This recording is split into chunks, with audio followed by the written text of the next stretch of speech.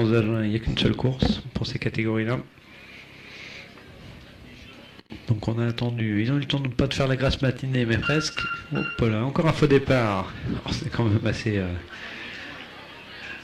rigolo de faire un faux départ sur ce genre de distance. On n'est pas sur un 500 mètres non plus. Carton jaune, je pense pour en plus, ça va être qui? Doucelin Pédicone, peut-être non. Un patineur, je ne l'ai pas reconnu d'ici. En tout cas, prendre un avertissement pour faux départ sur presque 10 km d'élimination, c'est pas bien nécessaire. Voilà, Doucelin qui prend la tête. Derrière, Bastien Lhomme tout de suite prend la bonne roue. Là, c'est parti très très vite en tout cas. On a envie d'étirer le peloton. On veut montrer l'allure type pour ce genre de course. Ça prend pas la curvée quand même, mais on n'en est pas loin. Mais on a mis tout le monde à la queue. Ça permet de pas prendre de risques pour les meilleurs, de se donner un petit peu d'air avant le replacement. Bon, c'est pas forcément nécessaire sur des courses où on a 10 tours à vide avant les premières éliminations, mais ça fait déjà mal aux jambes à quelques patineurs qui traînent à l'arrière et qui ont tendance à se retrouver à relancer à la corde. On fait 2-3 relances comme ça en fin de peloton et ça laisse déjà des marques. Voilà, les patineurs de Valence d'Agen en tête avec Dorian Hugon, Victor Hertz qui prennent le commandement. Eux, cette piste-là, ils la connaissent par cœur, ils s'entraînent ici tous les jours, enfin du moins encore Victor Hertz. Dorian Hugon, il s'entraîne maintenant sur le pôle France à Talence, mais il revient, j'imagine, tous les week-ends ici. Il a passé 10-15 ans à s'entraîner ici avant, donc il la connaît bien cette piste à l'intérieur. Les Colombiens qui chahutent un petit peu.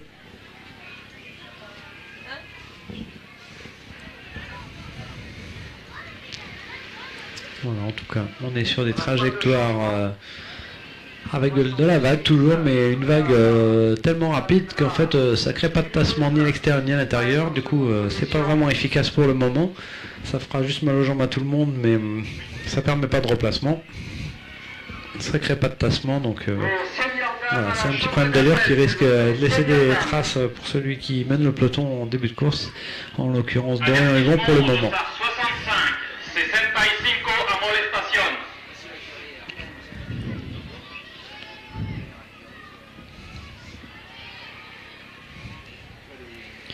Et on voit le patineur Hector Pouquillon qui vient se replacer un petit peu en 3ème position par l'intérieur. Il a une bonne relance, il aime bien relancer à la corde en général, Hector. C'est un peu sa spécialité, mais bon, quand on a des courses longues comme ça, il faut savoir aussi économiser un petit peu ses forces. Il faut patienter en général en début de course sur une élimination. Le deuxième peloton, c'est une tactique un petit peu plus économe. Et on voit ça que Bastien Lhomme, qui a pas mal d'expérience, il a essayé en équipe de France aussi au championnat d'Europe en Autriche il y a 2 ans. Et ben, il a bien compris ça et lui il est bien calé dans le deuxième peloton à l'extérieur. Pour le moment, il ne va pas y avoir d'éliminés tout de suite, même si ça va commencer dans 2 tours. On a pour le moment 3 patineurs lâchés il me semble, donc il va y avoir un deuxième avertissement au patineur colombien Angelo Correa. Alors, si on prend déjà 2 avertissements en début de course comme ça sur une élimination, ça va être compliqué d'aller au bout. Allez, voici la cloche. Alors, prochain passage au wagon qui est éliminé. Avertissement au 95.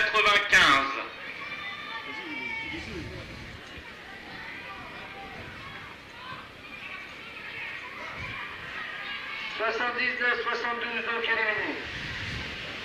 79.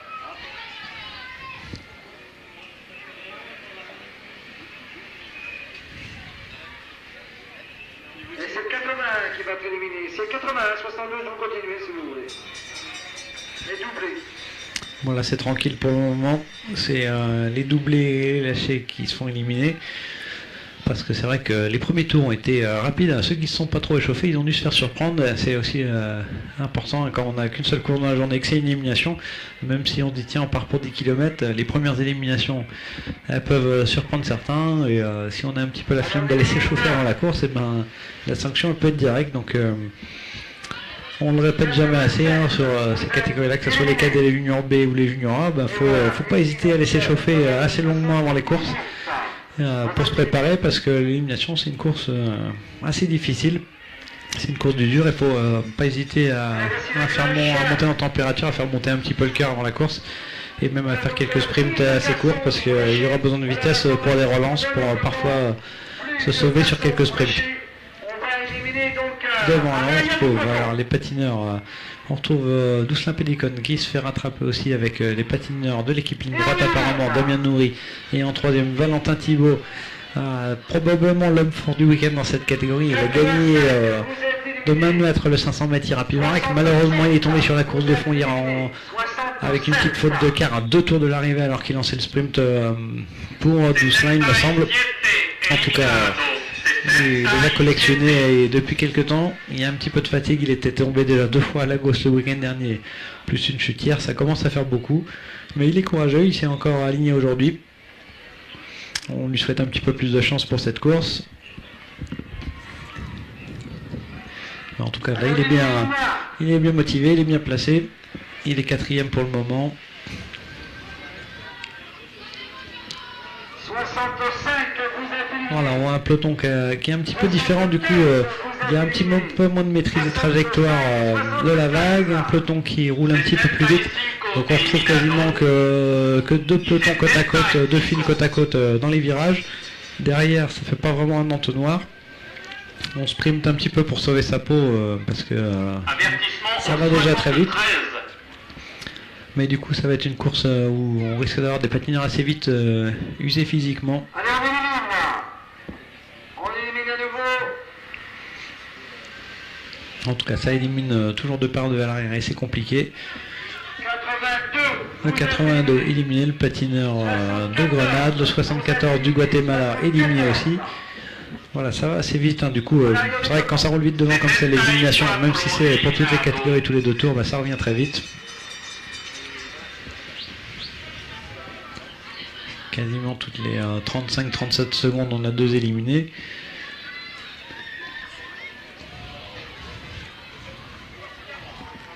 Bon, on avait un joli geste technique là, avec un patineur qui s'est rattrapé, mais je pense qu'il est colombien. On me demande s'il n'a pas touché avec ses fesses par terre, mais il a réussi à repartir instantanément. Il est même resté dans le peloton. Alors, il s'est bien rattrapé. 88, On va... vous êtes éliminé. 88. Allez, 88 éliminés sur la ligne. Et le 57, Jonas Lepin de Erfurt, le patineur allemand. Derrière, on a un technicien aussi qui doit un peu semer la pagaille, c'est Guillaume Bride. Lui, c'est un patineur malin, il est tout en technique. Et il sait bien jouer les trajectoires. Et depuis le début de la course, il fait les éliminations de l'arrière. Il fait un peu croire qu'il est fatigué et qu'il va se faire éliminer. Mais en fait, il construit très bien ses trajectoires. Il utilise très bien la bosse en sortie de virage. Et du coup, il vient un peu piéger les patineurs qui se reposent sur la corde. Voilà, c'est encore le cas, il me semble, en plus sur ce cas-là. 96, vous êtes éliminé. 96. Voilà, il a encore éliminé 2 patineurs avec sa technique, mais bon, forcément, ça c'est limite aussi. On fait ça 5-6 fois, après les jambes se durcissent. Ah voilà, du coup, voilà, Guillaume Bride maintenant il est lâché aussi. C'était peut-être l'effort de trop cette fois-ci. À l'intérieur et en tête de course, on voit une relance de Dorian Hugo, mais qui arrive à se replacer quand même 5 ou 6e.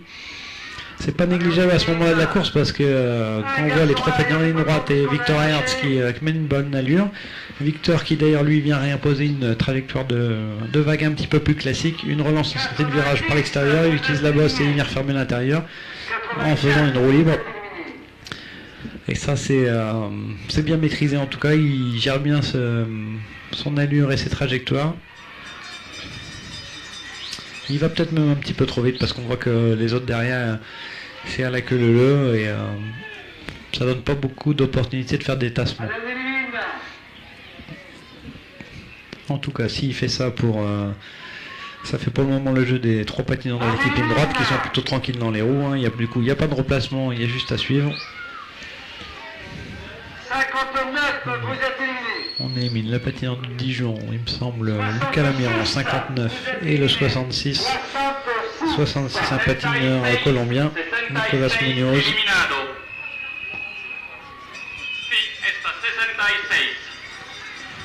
Allez, encore quelques éliminés, quelques doubles éliminations. En tout cas, du côté des patineurs de ligne droite, Damien Nori, il a pris le commandement de la course. Et Valentin Thibault, il est plutôt en protection. On a l'air de vouloir faire la course pour Dousselin Pédicone en tout cas. Il a montré qu'il avait de la pointe de vitesse hier à la fin du 3000 en ligne. Ça serait surprenant qu'il n'ait pas la même pointe de vitesse à la fin de l'élimination aujourd'hui. 63. Allez, Arthur Houtin éliminé, le patineur Robert Sudguelo.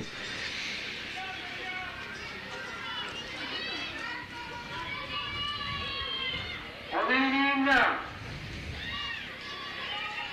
Alors, ça commence à se compliquer en tête de course. Hein. On voit souvent une rotation de patineurs. On élimine. Les éliminations sont de plus en plus compliquées. Alors, ça traîne devant Damien Noué, je crois, il me semble, qui a l'air de se tenir les jambiers un petit peu bizarrement. Peut-être qu'il y avait mal aux jambiers aujourd'hui. Le 80, le patineur de Bergerac, demi-finaliste du 500 mètres hier. Avertissement au 58. Voilà, quelques avertissements qui commencent à tomber aussi. Valentin Thibault, tiens, justement, qui en prend un. Pourtant, d'habitude, il est plutôt discret. Il a un bon gabarit, alors il n'y a pas besoin de faire de faute, mais là, je crois que ça devient assez intense. Ça commence à bouger dans tous les sens. Ah tiens, voilà, une chute justement d'un patineur espagnol. Ça montre bien qu'il y a de l'attention parce que ces patineurs-là, normalement, ils tiennent bien debout. 71, vous êtes éliminé et le garçon sur chute. Numéro Cossard, si on peut nous le transmettre. Ah, il reste 12 patineurs. Donc on va commencer les éliminations. Merci. Une élimination tous les 2 tours maintenant, il me semble.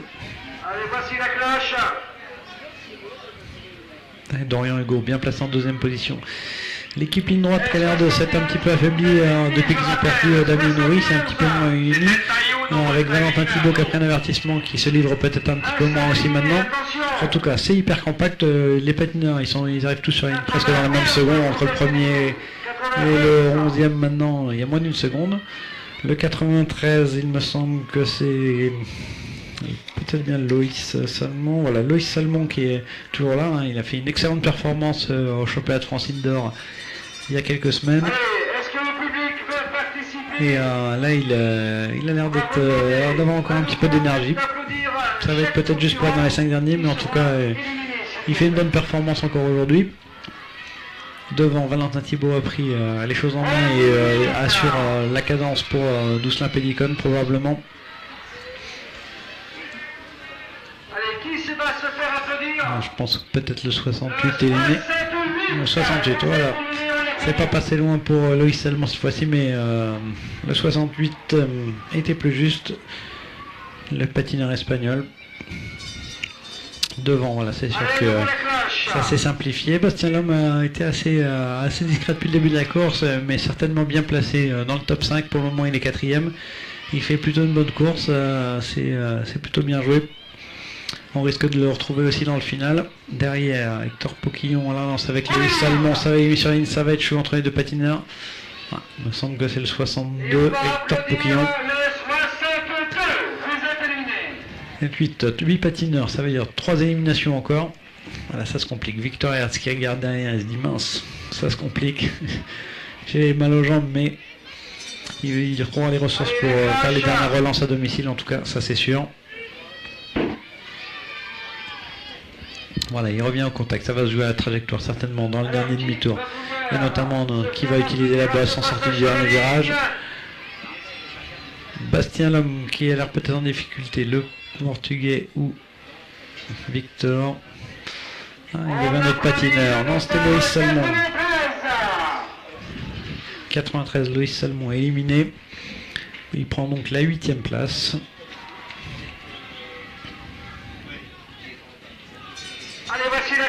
Alors, les Français sont en force aussi dans cette catégorie. Pour le moment, 4 premières places, on retrouve des Français.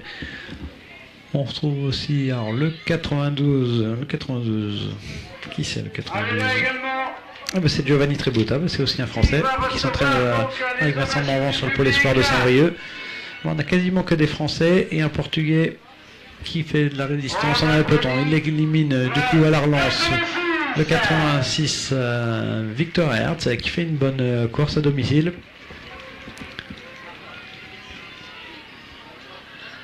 Ils sont 6, encore une élimination.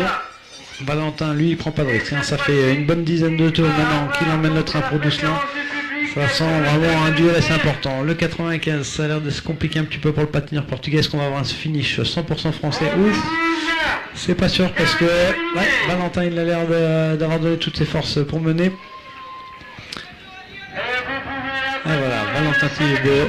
Bravo à Valentin, parce qu'après 3 chutes en une semaine, eh ben, il faut avoir du courage pour continuer de vouloir faire le travail aussi pour ses camarades. Voilà, plus que 5 patineurs, ils sont 4 à encore pouvoir disputer le podium, en tout cas parce que le 5e, il a tout donné, il a un petit peu lâché. Devant, on a Victor, non, c'est Dorian Hertz qui relance, Giovanni Tributa qui remonte, Dousselin qui a l'air assez à l'aise dans les roues à 300 mètres de l'arrivée, et Bastien Lhomme qui a choisi de suivre Dousselin. C'est plutôt la bonne roue à mon avis pour le moment, ça va vraiment jouer dans le dernier tour. Et ouais, Dousselin qui attaque à la cloche, qui prend la curvée, c'est bien joué, il fallait oser le faire, et il se fait piéger quand même par, oh, ça chahute, il utilise les mains, mais ça passe quand même. Alors là, il va falloir sûrement plonger dans le dernier virage. Dousselin, Pélicone, Bastien Lamos même, ça va jouer dans cette patin. Ah, et je pense que Bastien Lhomme a l'air d'avoir pris une longueur d'avance sur Dousselin Pélicone, en tout cas un joli finish. Ils sont un petit peu accrochés dans les derniers tours, mais sportivement ils ont quand même réussi à régler ça entre eux sur